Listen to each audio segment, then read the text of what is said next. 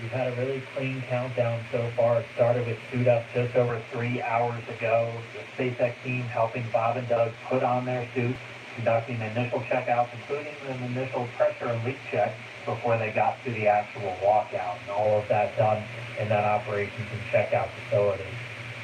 The crew walkout was where Bob and Doug gave their final goodbyes to friends and family gathered outside the operations and checkout building before they began that roughly 20-minute ride to Pad 39A. Really touching moment, saying goodbye to their family, both their rising sons right in front of them.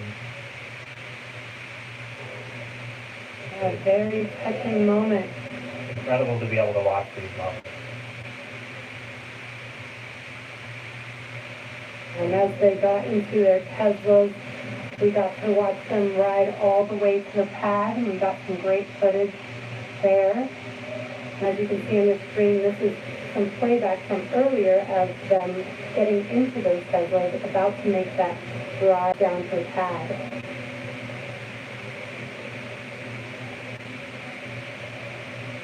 Once they got to the pad, they did take a minute to take in the sights, and they headed up the fixed service structure to begin the process called crew ingress, where Bob and Doug entered.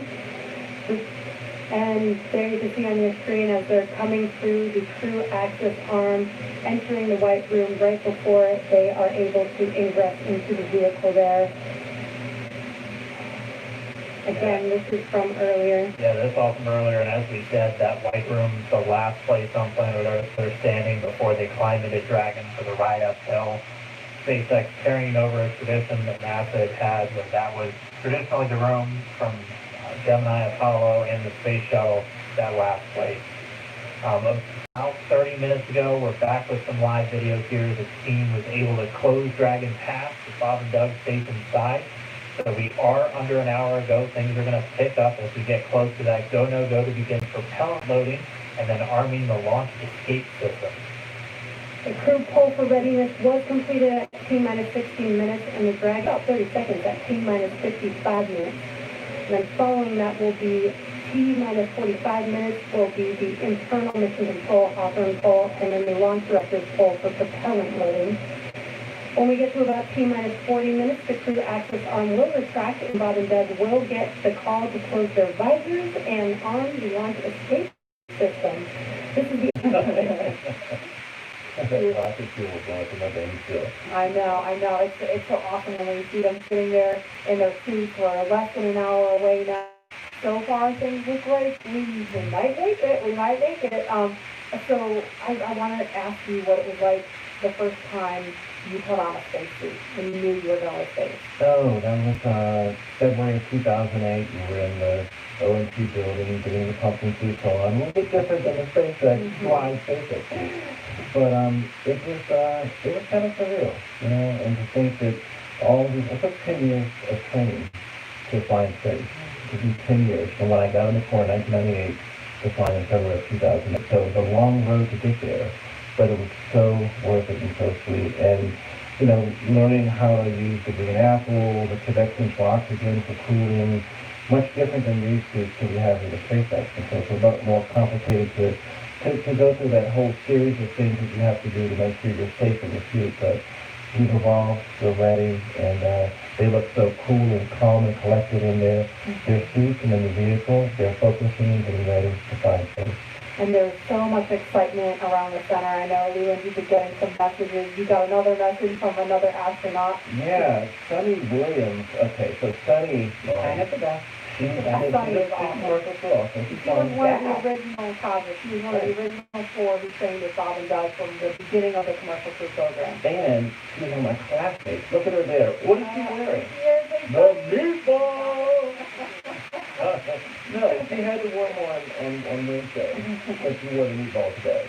So and now she can wear the warm ball. Yeah, the warm ball. Yeah, she can mix it up. But yeah, Sunny's awesome. She's training to fly in a Boeing Starliner in the not too distant future. So really glad she's watching and showing some love. So thanks a lot, Sunny, for sending that note. And again, we're looking at a live view of the Crew Dragon on top of the Falcon 9 rocket. You can see the crew access arm to the right of your screen. That's the hallway that Bob and Doug walked down to get into the White Room, which is the last place you saw them standing up before they climbed inside Dragon. And again, a wider shot there, Launch Complex 39A, where we are inside of an hour from liftoff, and I think we're just a couple minutes away from the poll we're going to hear before they start propellant load.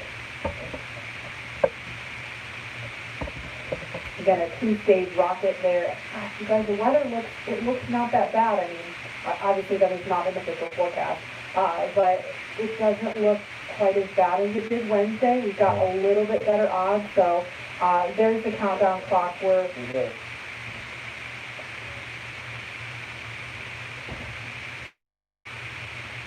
going to pause to listen to that comm.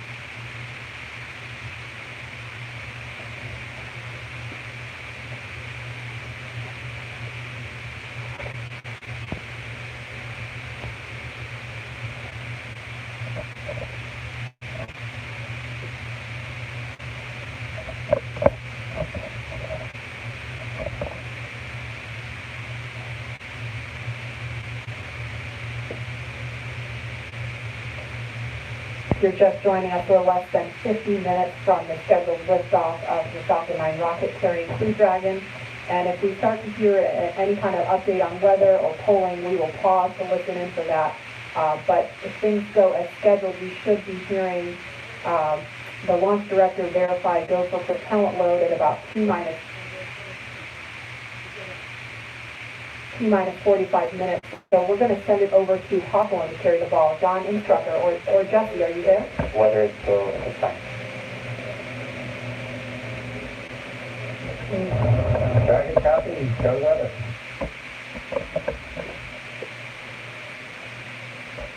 And there you heard that call out. So far we have good weather. We are go for launch today. This is getting really exciting. I don't know about you, Dan, but my heart is beating pretty fast right now. Yeah, we've been waiting for those words since Wednesday.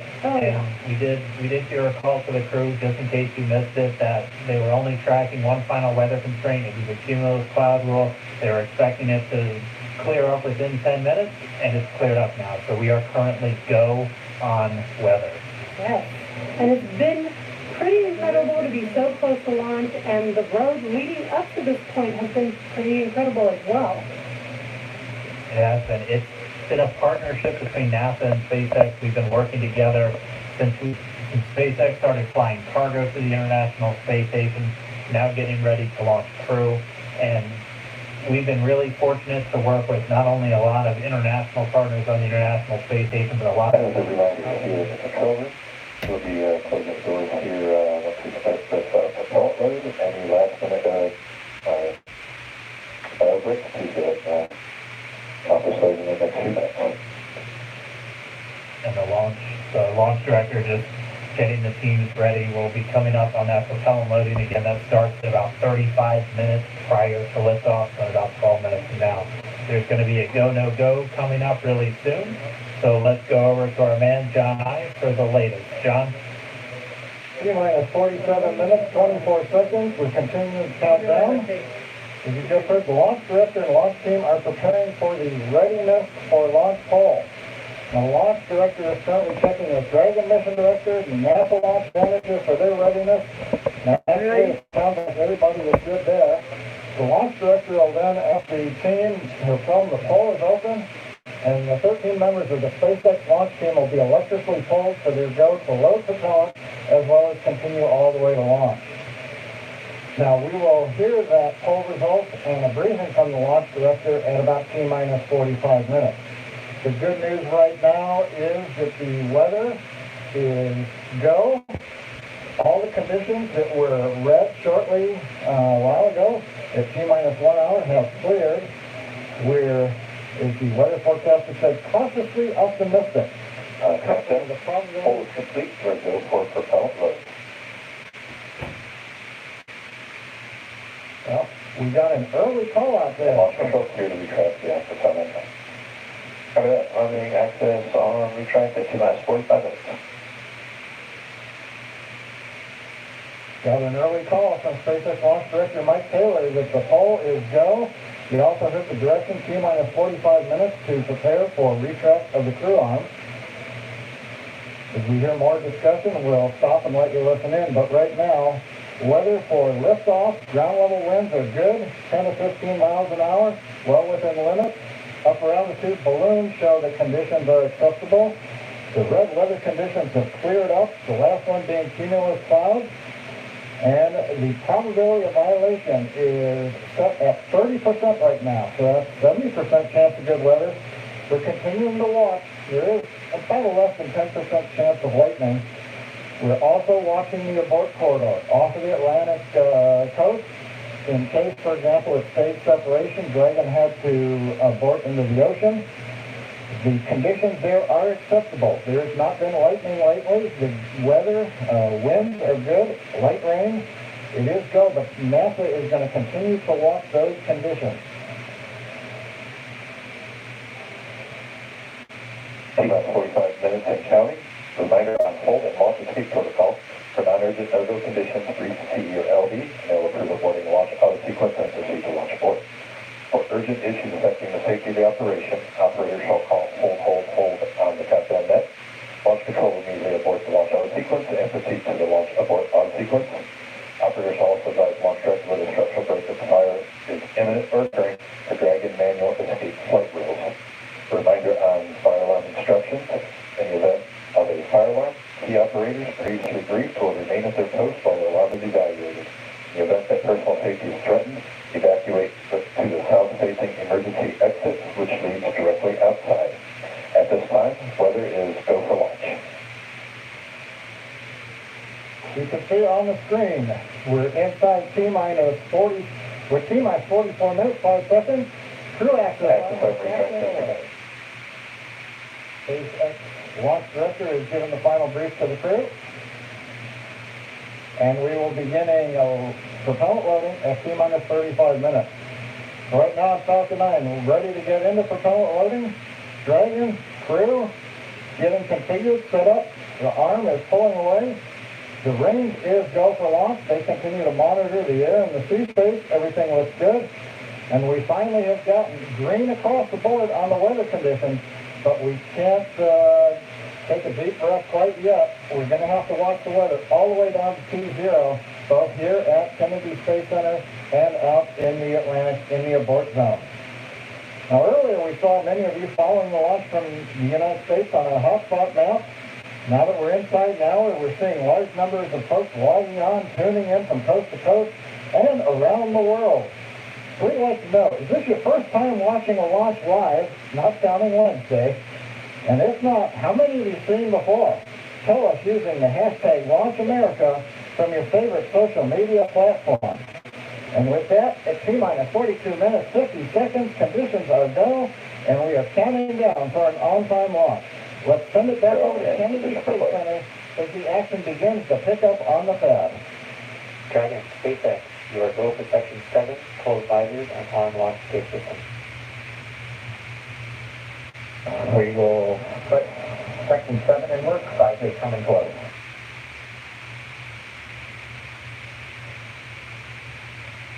All right, the countdown clock is continuing to tick. My heart is continuing to beat 5 million beats a second, and we are getting so close. Dragon in 7.2, visors are closed for arming launch escape system. Copy. And as you just heard, the crew is arming the launch escape system. That is one of the absolute last big milestones prior to liftoff, other than nominal Falcon operations.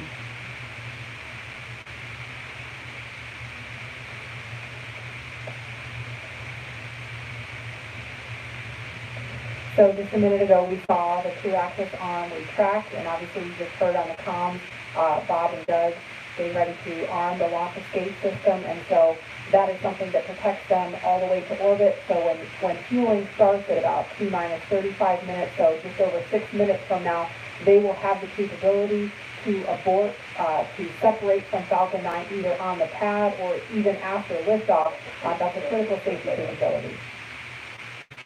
And we are going to go over to Hawthorne now to take us through these next minutes. Jesse? And we did hear that call out that they are arming the launch escape system, so very exciting. SpaceX has designed Crew Dragon and Falcon 9 to be the safest launch system ever flown. So we brought back Nick Picone, SpaceX's Nick Picone, to talk more about this again. Thanks for coming back and joining us today, Nick.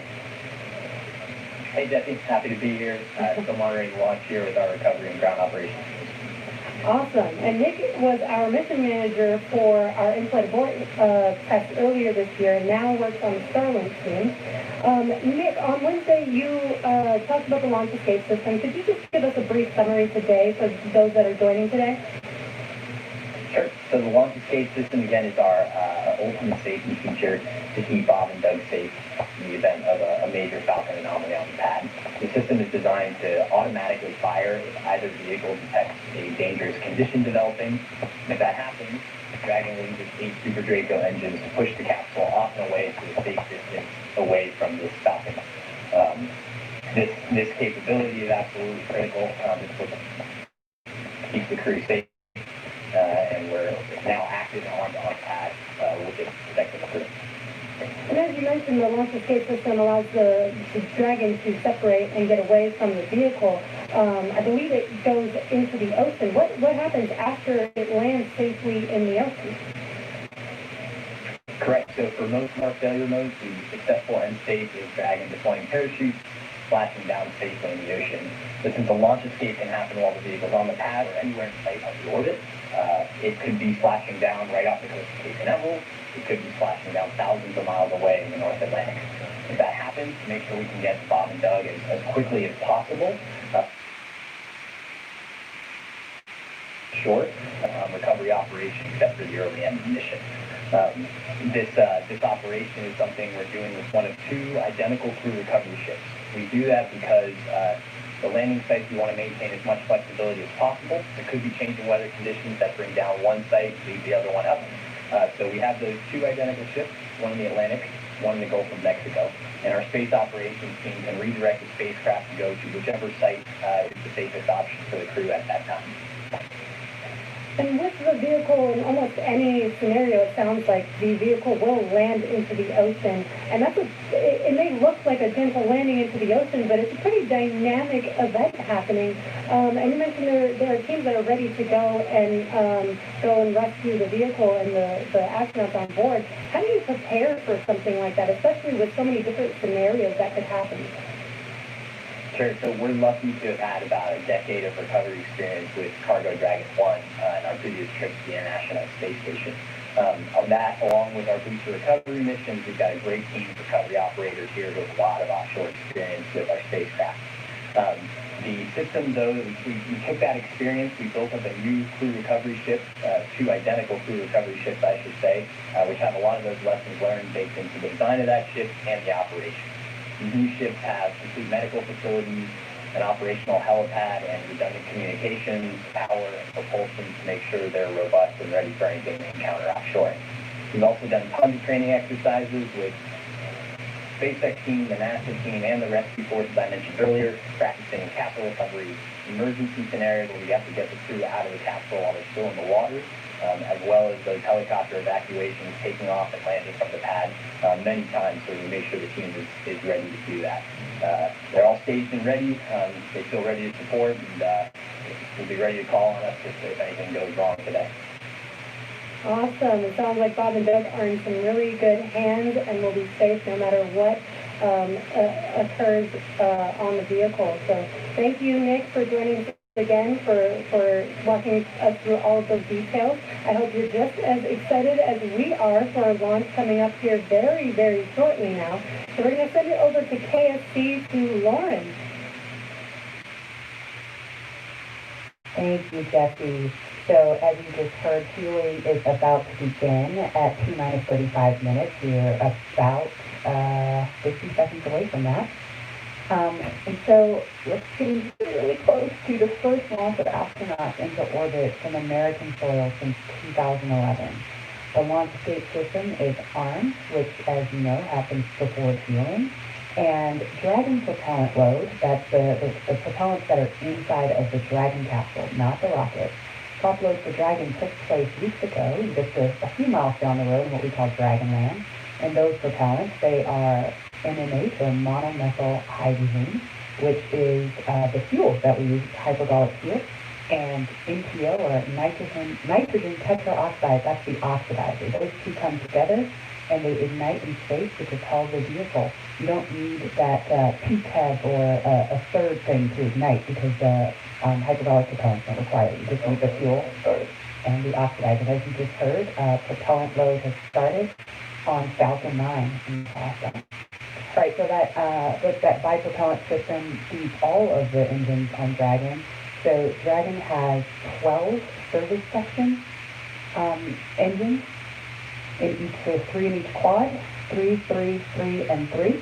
Those are used for on-orbit maneuvering for Dragon. There's also 4 additional Dracos that are underneath the nose cone for large delta V maneuvers that the vehicles perform. But the engines that Mr. Cohn was talking about earlier are Super Draco engines. We have 2 in each quad of the vehicle, so 8 total. And those are bigger engines with a high flow propellant system, and those are what lift Dragon off of Falcon 9 in the unlikely event of an emergency that requires us to get off of Falcon. Now, you probably remember, let's see, Mercury, Apollo Soyuz, they have that big pointy tower on top. That's the launch escape system for those vehicles. It's actually just another rocket on top of the spaceship that lifts the vehicle off. In the case of Dragon, our escape system is integrated into the vehicle completely. And so that's just better from one less thing you have to jettison every single flight. But it also allows us to have escape capability from the pad before T0 all the way through to orbit. And so even at the very last minute, if we needed to get off of Space 2 while we're in space, we could actually escape to orbit. So yeah, that's the escape system for little baby Dragon here. Thanks, Lauren, and thanks for walking us through that, because I think it's really important that people understand that critical safety capability, and that's the whole point when you hear that launch escape system is on. What that means is that in an instant, they can separate from Falcon 9, shoot up into the air, and they can splash down safely in the Atlantic Ocean under Dragon's parachute. And it was designed to do that. So now that fueling is underway, it's been going on for about 2 minutes now. So they have that safety capability ready to go on standby in an instant if they need it. And so we want to go over to Hawthorne now for an operational update from John Instructor. John? And fuel and stage 2 fuel, all flow rates tracking nominally.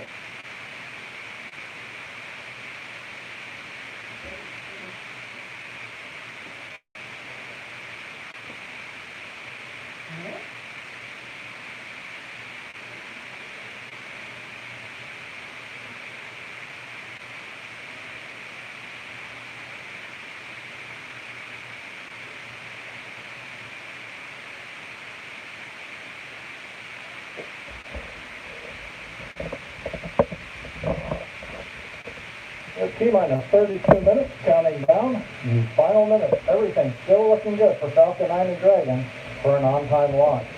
Falcon 9 did begin propellant load at T-minus 35 minutes as planned. Now on the Falcon 9, we use a fuel and oxidizer as the propellants that power it. The fuel is commonly known as RP1. That's rocket propellant grade 1 kerosene. The oxidizer is densified liquid oxygen, also called LOX. Densified means it is kept much colder than typical for launch vehicles. This allows for more oxidizers to be loaded into the first and second stages. Now with the fuel and oxidizer on hand, we need an ignition source to complete that fire triangle, as we call it. For this, Falcon 9 uses a fluid called P-Tub. It ignites in the presence of oxygen and gives off a green-colored flame. Now it's hard to see on the first stage ignition due to the water that will be spraying on the pad, but you might just see the green flare as the second stage engine ignites following stage separation over 2.5 minutes into flight. Now currently first stage fuel tank is about 10% full. The first stage, as a reminder, as you look on the left side of your screen, the first stage is the long white cylinder at the bottom, topped off by the black cylinder. So the 2/3 of the rocket is that first stage. So the fuel tank is getting loaded. We're also loading the liquid oxygen into the first stage also. The second stage, which is the top 1/3 between the Dragon and the black cylinder, that's the white second stage. That is being loaded with fuel right now. That's about 8% loaded at this moment. Liquid oxygen loading is going to begin on second stage at T-minus 16 minutes 30 seconds. Liquid oxygen loading will continue on both stages all the way down to the last few minutes of the count. On the stages, that's used together. The last of the red conditions cleared up about 15 minutes ago. Everything is marginal but acceptable on the weather. We'll continue to watch all the way through the countdown.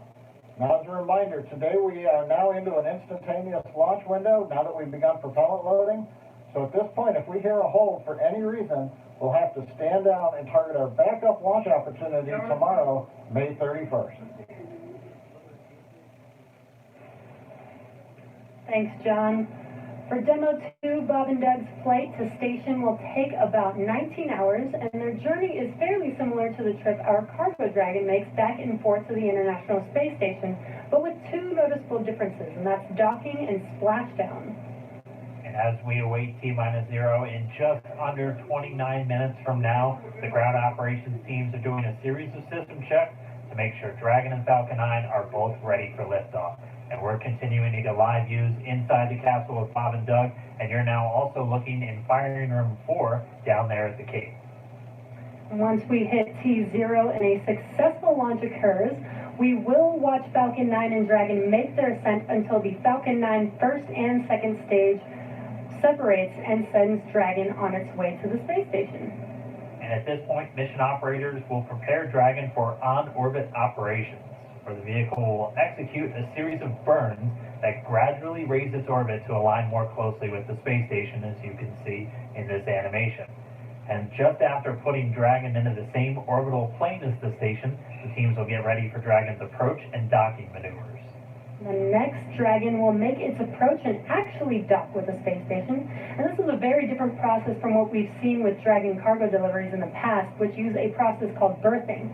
Berthing requires a spacecraft to approach the station and then stop so a crew member can maneuver the station's robotic arm to capture the spacecraft.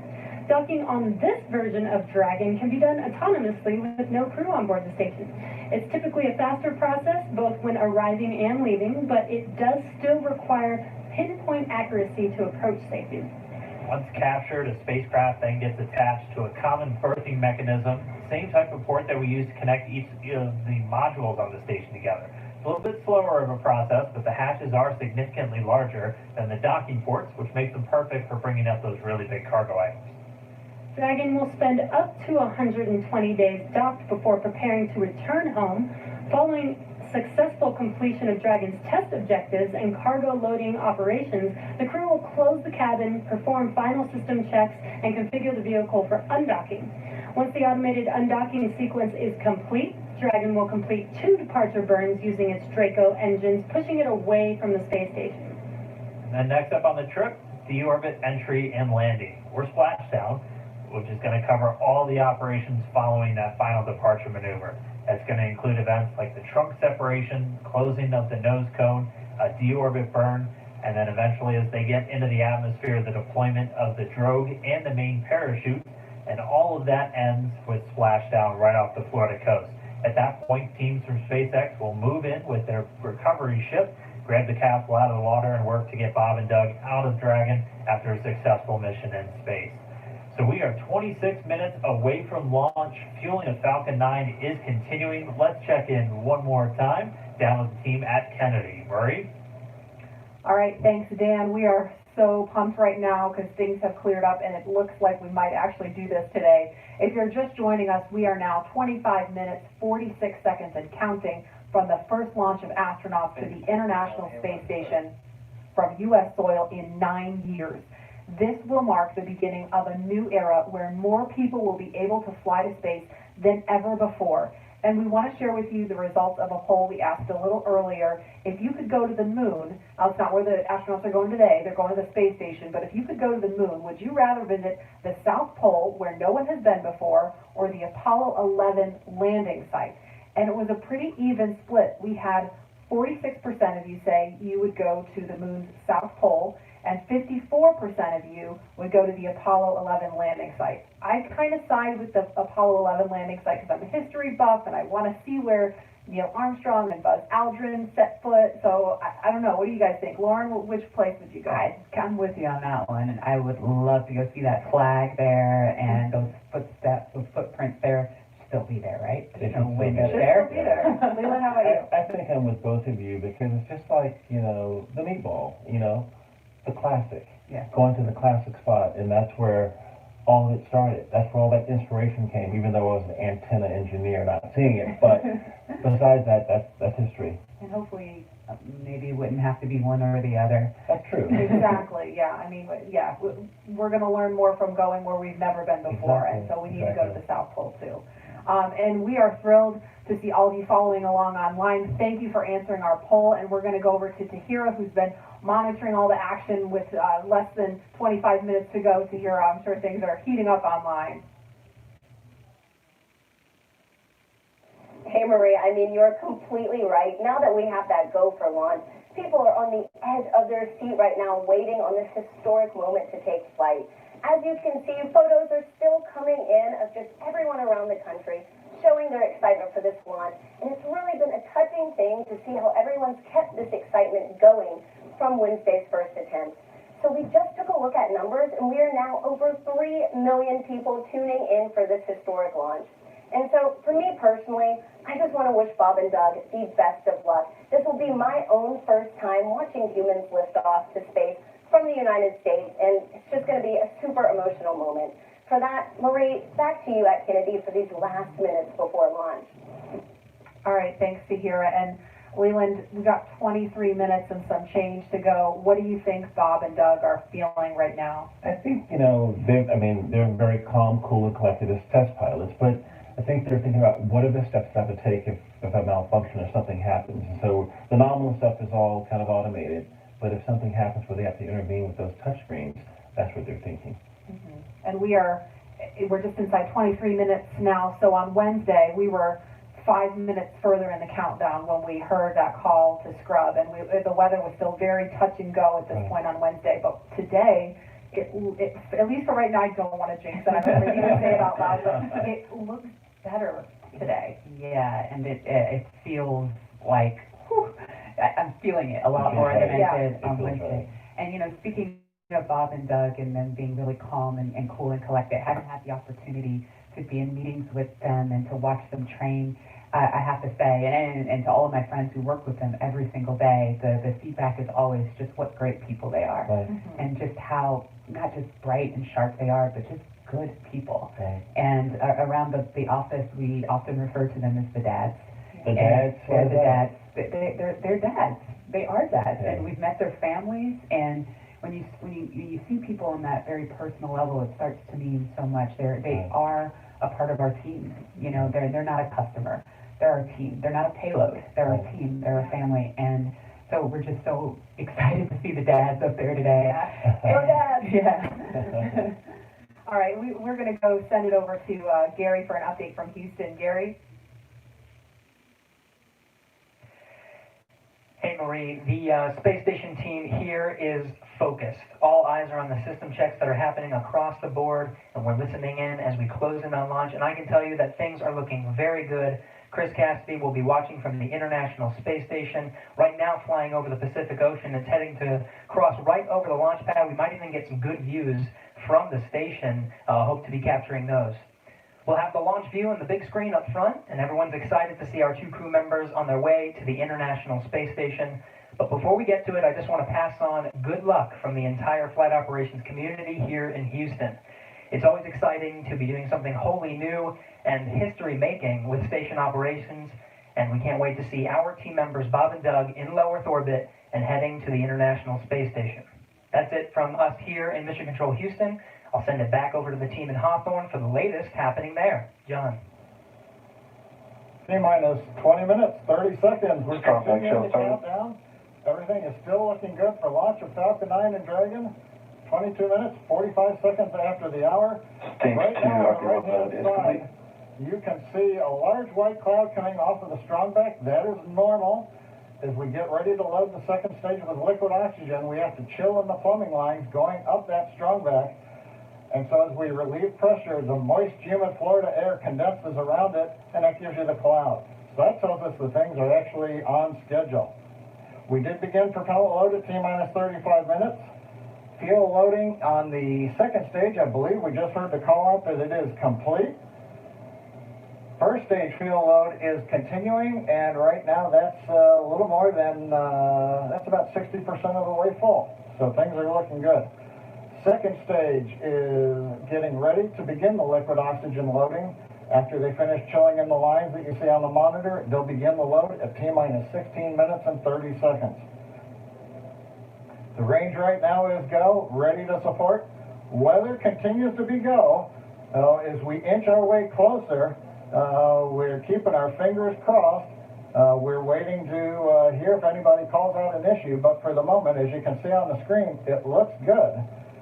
Now, on the Dragon side, the Dragon mission director and the team there are reporting no issues. They've done their communications checkouts. The crew access arm, as you can see, is retracted away from the spacecraft. The crew is strapped in and they are ready to go. Now, final instructions will be going to the crew at T-minus 10 minutes. The crew displays will be configured for launch, and that setup will give astronauts Bob Behnken and Doug Hurley insight into how the launch is proceeding and provides constant updates on vehicle health. We've already heard the crew give their go, close their visors, and get ready for launch. For Dragon, it'll enter terminal count at T-minus 5 minutes. When it transitions to internal power, we'll hear continued call-outs on the countdown net as we get close to zero and to liftoff. But right now, at T-minus 18 minutes, 15 seconds, everything continues to be go for an on-time launch. So Dan, Jesse, things are looking pretty good. How are they doing over at your stand? Things are great from about 15 feet away from you, John, and honestly, things are looking pretty great down at the pad there. We're seeing a lot more blue in the sky. Green is the color we want when we're talking about weather, and that's where we're sitting right now. So we're continuing to count down. We are under 18 minutes away from liftoff. Again, it's an instantaneous liftoff it's going to be 12:22 and 45 seconds here on the West Coast, 3:22 and 45 seconds over on the East Coast there in Florida. Just a reminder, it's going to be about a 9-minute ride up to orbit for the Falcon 9 and Bob and Doug on board Dragon. It'll be a 2-stage flight, so we'll see the first stage fly until we hear MECO, or main engine cutoff, about 2.5 minutes into flight. After that, the second stage will take over and continue to power them the rest of the way. Second engine cutoff comes in just under 9 minutes at about 8 minutes and 44 seconds. Following that second stage completing its job, it'll continue to coast for about 3 minutes. It'll do a slight attitude adjustment and null out any rate, so make sure it's not in any kind of a spin before they do separation. So that's when the Dragon spacecraft will physically separate from the Falcon 9 vehicle, and Bob and Doug will be flying free. It's about a 19-hour ride if we launch today on time. So that means Bob and Doug will get on orbit. They'll have a number of burns, or those firings of those Draco thrusters that they'll do. Stage 2 LOX load started. We hear the liquid oxygen load has now started on stage 2. So again, they're going to be doing a series of burns on the way uphill towards the International Space Station 5, spread out over the first 16 hours or so of their flight until they get much closer and it's time for that approach and docking. And we are expecting that with an on-time launch to happen today. That'll be coming tomorrow in the afternoon. All right, now that we're under 16 minutes away, we have a special guest joining us. I'm going to toss it over to Jesse. We are T-minus 15 minutes and 45 seconds from liftoff of our second demonstration mission today, and we have the honor of having SpaceX's President and COO, Gwen Shotwell, join us. Thanks, Gwen, for coming out and taking a few minutes to chat with us. Thanks, Jesse.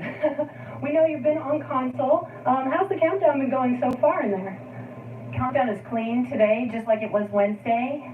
We did clear the weather hurdles sooner than we did on Wednesday. And the only thing we're watching right now is downrange weather and lightning at the staging location. Of course. But we will clear that hurdle at T-minus 7 minutes. Awesome. Great. Very exciting. Now I'm going to throw it back to 2012 because you were on console for Dragon when it was first making its way to the space station. How does that experience compare to today? So I was nervous then. I stopped getting nervous for launches. Today I'm nervous again. Super nervous. Stomach and throat. Understandable. It's a fantastic day today. I'm really excited. The team is pulled together. It's such a professional operation. When I say team, by the way, I mean SpaceX and NASA. These folks have been working incredibly hard and have done a fantastic job. Yes, and we are all so excited. And we know that you have to get back inside of Mission Control, but is there anything that you wanted to say before liftoff to NASA and SpaceX? Well, I want to thank NASA, of course, for their generosity and their help with getting to this place. I want to thank all the SpaceXers who have come together to make this moment in history. And I want to thank Elon for hiring me. We thank Elon for hiring you as well. Thank you so much for joining us. We'll let you get back to Mission Control. And good luck with launch today. Thanks, Jesse. And Godspeed, Bob and Doug. Well, we are so excited. We are just a few minutes away from countdown. So we are going to turn it over to Dan and John for the final minutes in terminal count. Take it away, John. T-minus 13 minutes, 30 seconds, continuing to count down. We're continuing to load fuel onto the first stage. That should finish up in just about 6 minutes. Fuel is completely loaded on the second stage. That's closed out. And we are continuing to load liquid oxygen on both the first and second stage. The liquid oxygen load beginning on the second stage just about 3.5 minutes ago. We are also loading cryogenic helium into the storage vessels on the first and second stage, getting in the last little bits of helium when we keep it cryogenic, cold and liquefied. That gets us, just like we do with liquid oxygen, the maximum amount into the storage volume so that we can get the most performance out of the vehicle. Right now we are in a fairly quiet state on the vehicle. Ground pumps continuing to put the propellant in to first and second stages. The next significant issue call-outs that we're going to hear will probably be inside the T-minus 10 minutes when they talk to the crew. We'll listen for that. But at the moment, everything continuing to look good at T-minus 12 minutes and 20 seconds.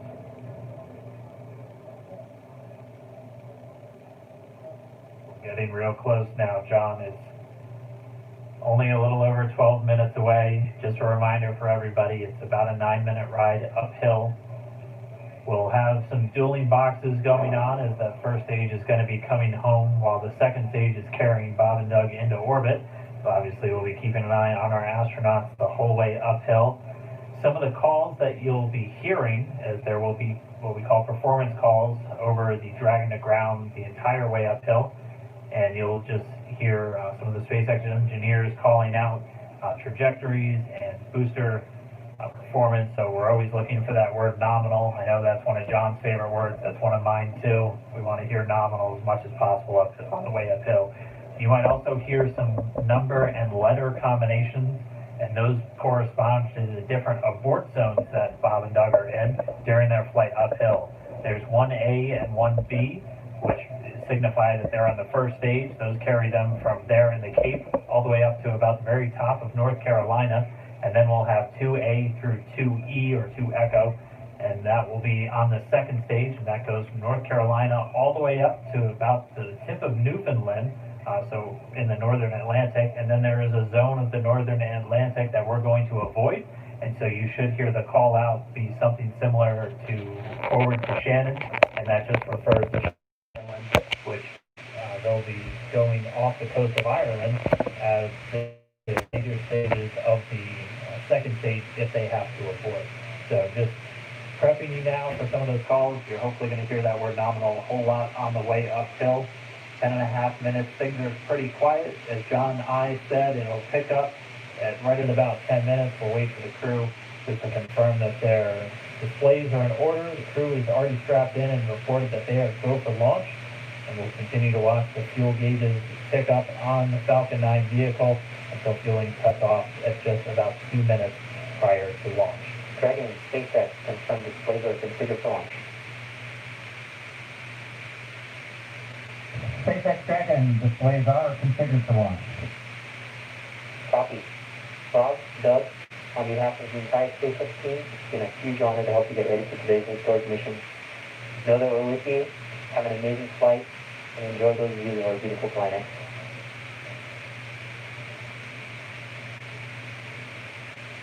Thanks, Jay.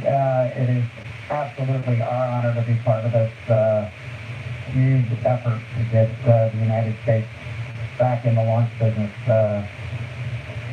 We'll talk to you some more, but thank you. Copy all. Thanks for those words.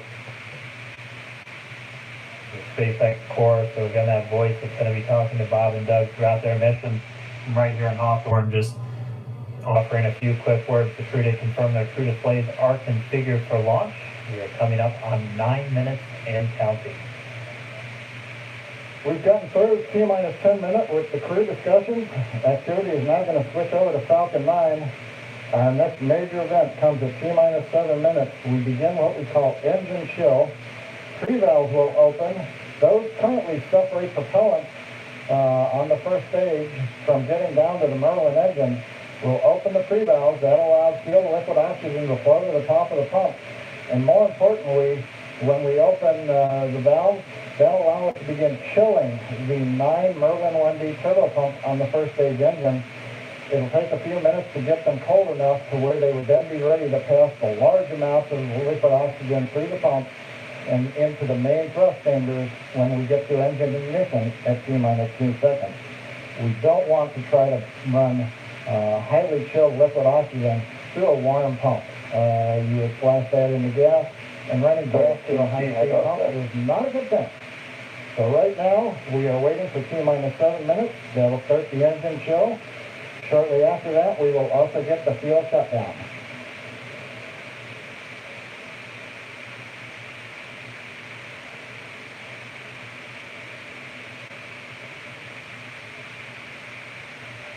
Listening to the SpaceX launch director in the background there. As I mentioned, at T-minus 7 minutes as we start to chill, we will also get into the final topping off of stage 1 fuel, and then the fuel load will complete.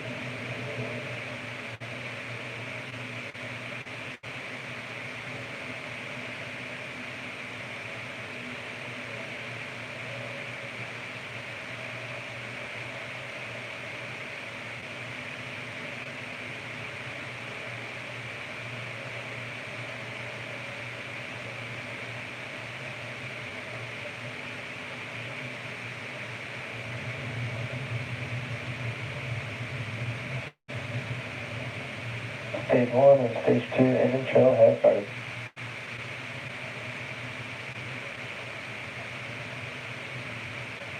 We've heard the call out. Stage 1 engine chill has started. That's gone up to the crew so that they've got situational awareness. I mentioned the pre-valves are open. And now we are topping off for stage fuel, getting ready to finish the fuel load. We'll continue until the last 3 to 2 minutes of the countdown.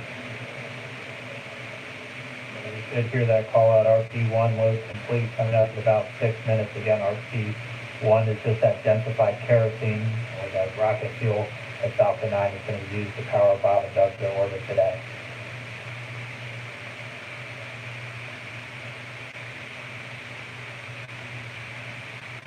And stage 1 fuel is filled up.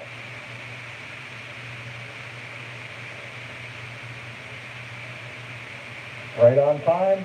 That call out indicates that the fuel loading on the first stage is complete. Bringing back the lines now, so first stage and second stage fuel are complete. Liquid oxygen loading is continuing on both stages. You can see on the view on the left side of the monitor, the condensation, the cold gas wrapped around the stages as the tank skins are chilled by the densified liquid oxygen, picking up the humidity from the Florida air.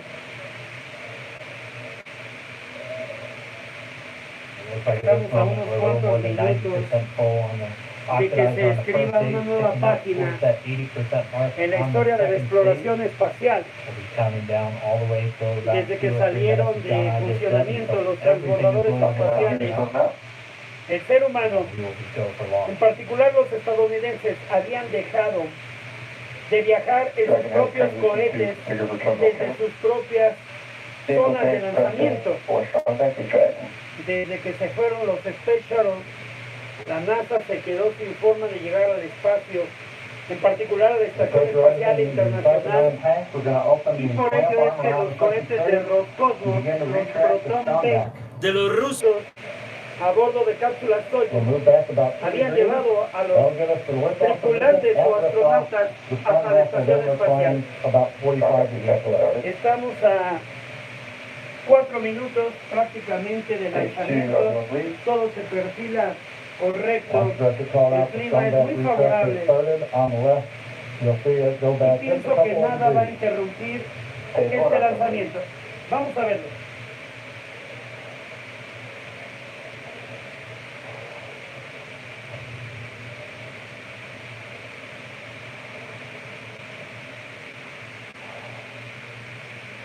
Just 4 minutes away from liftoff. And at this moment, Bob and Doug are really just laser focused on those displays. They have insight directly into Dragon and the Falcon 9. They're able to see where the fuel loading is at, how everything's progressing down with the count. ASTS final startup started.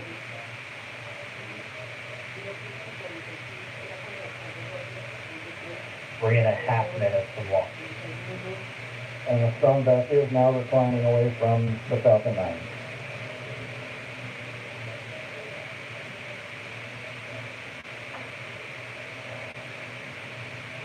Los astronautas Doug Hurley y Bob Bacon muestran determinado nerviosismo. Vemos ahí la cápsula Dragón, que es ultra ligera, y de hecho todo el cohete Falcon 9 es mucho más ligero, y de igual forma con la potencia suficiente para escapar del campo gravitacional de la Tierra. Reportan que todo está en orden, los vuelos comerciales son mucho más económicos que los cohetes de la NASA. Es por eso que SpaceX va a devolverle a los Estados Unidos la supremacía en cuanto a llevar astronautas desde el suelo estadounidense a la estación espacial y más allá. Going on internal power now.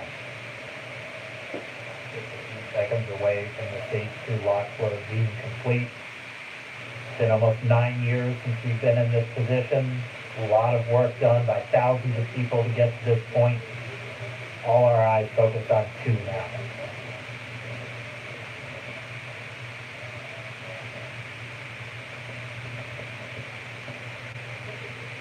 Stage 2 launch auto idle. Stage 2 launch load complete. All fuel, all oxidizer on Falcon 9. 1 minute, 34 seconds to go till launch. Countdown close out starting.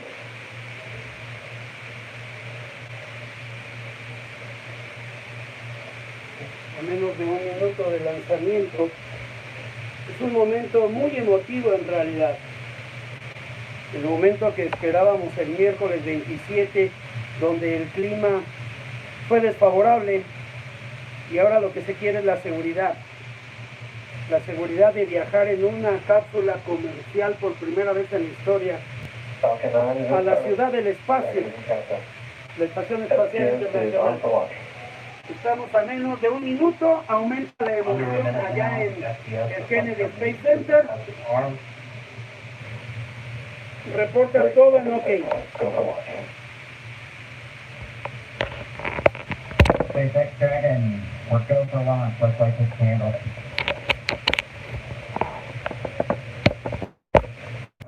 T-minus 30 seconds. 30 segundos. 26. 25. 22. 20.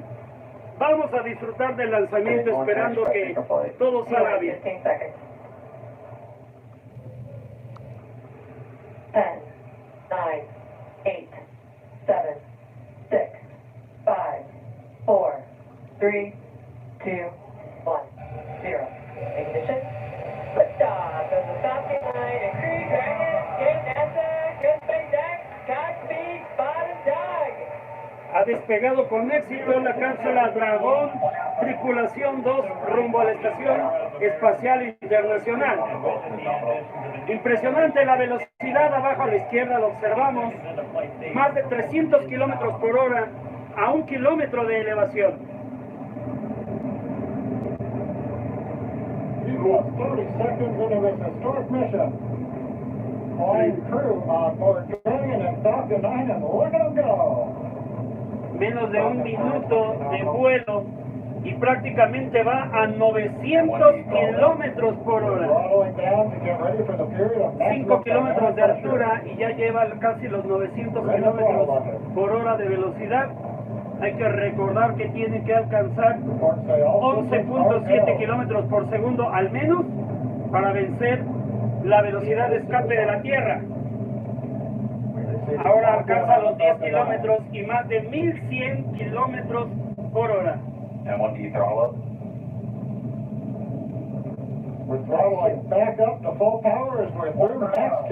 Ahora anuncian que el cohete Falcon 9 ha alcanzado su máximo poder. Rápidamente alcanza los 17 kilómetros de elevación y prácticamente 2000 kilómetros por hora. En el interior los astronautas reportan que todo está correcto. Already moving at over 1,500 miles per hour. We've heard the call out for MVAC engine show. Millas por hora. Son más de 20,000 kilómetros por hora. Right now, everything continuing to look good. Next major event. Todo va bien. Va a separarse una segunda etapa a los más de 40 kilómetros de elevación. Ahora prende la segunda etapa. El cohete lleva una velocidad impresionante de casi 5,000 kilómetros por hora. Se empieza a ver la curvatura de la Tierra. Un saludo a todos los terraplanistas. Espero estén viendo estas imágenes o que construyan su propio globo meteorológico y lo lancen para que se den cuenta que habitamos un planeta geoide, es decir, casi esférico. Ahora se separa la siguiente etapa, la cámara muestra que lo hace correctamente, prácticamente está saliendo ya de la Tierra a casi 100 kilómetros de elevación, a la elevación que se forman las auroras boreales. Ahora vea usted cómo la altitud va más ligero, 110 kilómetros de elevación y casi 7,000 kilómetros por hora. Observe el color rojo del cohete propulsor. Impresionante el color rojo. Está al rojo vivo literalmente el propulsor secundario de la cápsula Dragón. Sigue acelerando casi 140 kilómetros de elevación y más de 7,200 kilómetros por hora. Esa es la telemetría en la etapa 2, Stage 2. Impresionante el interior de la cápsula Dragón, muy poquitos botones, porque todos están ya prácticamente en las tres pantallas touch con las que está equipada esta cápsula. Vea sus botas, su traje, su casco. Esto pareciera una película, pareciera una escenografía de un modelo de Hollywood. Sin embargo, es la vida real, los nuevos trajes espaciales verdaderamente ultra ligeros, sorprendentemente seguros. Stage 2 propulsion is still nominal. Sigue acelerando la cápsula Dragón, casi a 175 kilómetros de elevación y a más de 8.400 kilómetros por hora. Y observe, el propulsor está ya casi al rojo blanco. En la tobera es el nombre correcto, esas son diferentes a las turbinas, es una tobera que hace una curvatura que genera el llamado Venturi. Bob and Doug flying at more than 5,600 miles per hour. Already almost 200 Ahora miles va down a casi a 200 kilómetros de elevación. Se alcanzan a ver ahí algunas luces que salen disparadas, que muy posiblemente son causadas por el propulsor. Cuando a mí me resulta impresionante que vaya a 10,000 kilómetros por hora. Looks like we are getting a view of the first stage as well.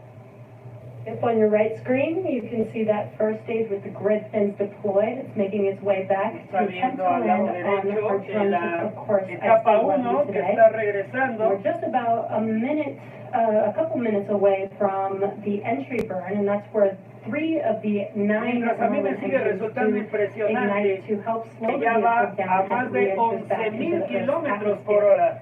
And then after the verdaderamente sorprendente lo que estamos viviendo.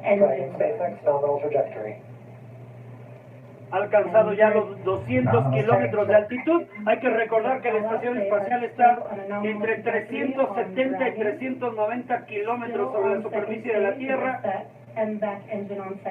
Y se puede decir que van a la mitad de la elevación. Sin embargo, van a tardar prácticamente todo el día en llegar hasta allá porque tienen que hacerlo paulatinamente, alcanzar una órbita y establecerse. Cuando llevan más de 13,000 kilómetros por hora, impresionante el color rojo del propulsor. Mientras que a la derecha vemos la primera etapa, cómo está regresando, y va a ser impresionante cómo va a regresar a su plataforma de lanzamiento.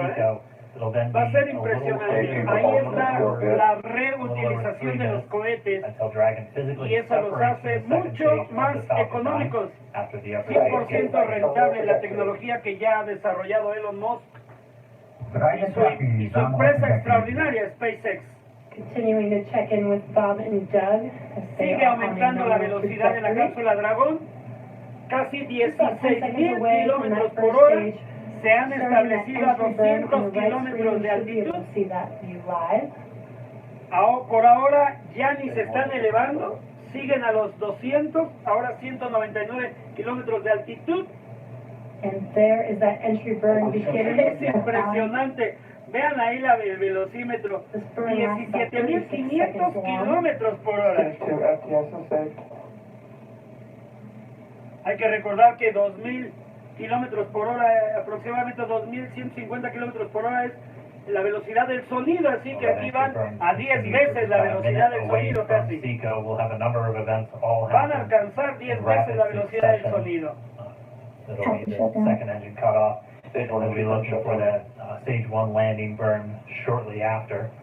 Nos estamos acercando al momento del landing burn. El landing burn, ahí viene, va entrando, ya entró a la atmósfera. Hay que poner ahora atención momentáneamente a la ventana del lado derecho.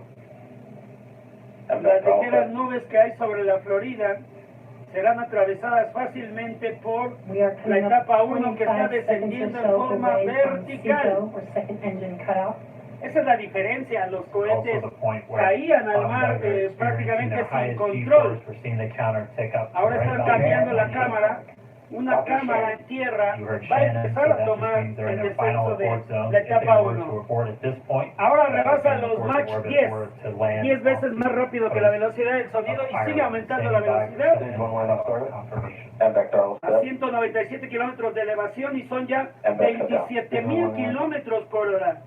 Ahora han establecido ahí la velocidad y vamos a ver el descenso que parece como de ciencia ficción. Va a aterrizar en el mar en una plataforma móvil, en una plataforma impresionante, una plataforma flotante. Esto sí supera la ciencia ficción. What you're seeing on your screen is a live view of our drone ship, where our first stage will be coming down. Segundos. Dice, seguimos amándolos, desde luego hemos perdido la señal, se perdió la señal, se perdió la señal de la etapa, ya aterrizó, ahí está, regresó el Falcon 9 en su primera etapa, y con ese mismo cohete seguramente se lanzarán las siguientes. Mientras en la ventana de la derecha, ahí está Bob Hurley, Bob Behnken y Doug Hurley, así se llama, Doug Hurley y Bob Behnken. Estos astronautas tienen amplia experiencia. Volaron en los transbordadores espaciales, en el Space Shuttle. Vean cómo ya apagaron el motor, se le bajó el color rojo incinerante que se veía. Y ha sacado ahora un dinosaurio a flotar uno de los astronautas, un detalle inesperado. Cuando la nave se encuentra orbitando prácticamente libre en microgravitación. A 27,000 kilómetros por hora es a lo que orbita prácticamente la estación espacial, que viaja a unos 25,000 kilómetros por hora, pero lo hace a 400 kilómetros de altura prácticamente.